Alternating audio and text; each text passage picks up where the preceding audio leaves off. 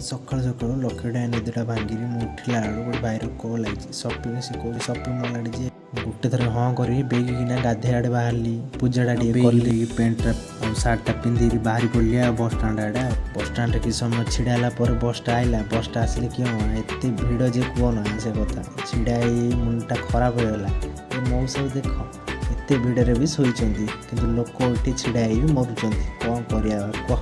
କିଛି ସମୟ ପରେ ଗୋଟେ ଷ୍ଟପ୍ରେ ମୋର ଗୋଟେ ସାଙ୍ଗଟା ଆଇଲା, ଚକୋଲେଟ୍ଟେ ଦେଉଛି, ନେରେ ଆପ୍ ଖାରେ ଖାଲେ ଗୋଟେ ଚକୋଲେଟ୍ଟାରେ ହେଉଛି କି ତମେ କୁହ ଭାଇନା, ହେଉଛି କଣ୍ଡକ୍ଟର ଭାଇନା କୁହ ବା। ଇଣ୍ଡିଆ ଠେଲା କୁଞ୍ଚାରେ ଛିଡ଼ା ହେଇ ଲାଷ୍ଟକୁ ମୋତେ ଗୋଟେ ସିଟ୍ଟା ଏକା ମିଳିଲା।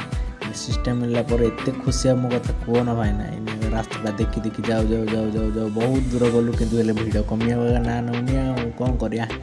କିଛି ସମୟ ପରେ ପୁଣି ଆମର ଡିମାର୍ଟ ମାନେ ସପିଂ ମଲ୍ ପଳେଇ ଯାଇକି ଜଲ୍ଦି ଡିମାର୍ଟର ଭେନିଟ୍ଟା ମାନେ ଏଇଟା କ'ଣ କହୁଛନ୍ତି ତ କିଛି ସପିଂ କରୁ ବୋଲି ଭାବିଲୁ, ଉପରୁ ଚଢ଼ିଲୁ ଆଉ ଯାଉ ଦେଖିଲୁ ନଜର ପଡ଼ିଲା 99 ମାନେ ଆମର ଟି ସାର୍ଟ ବା।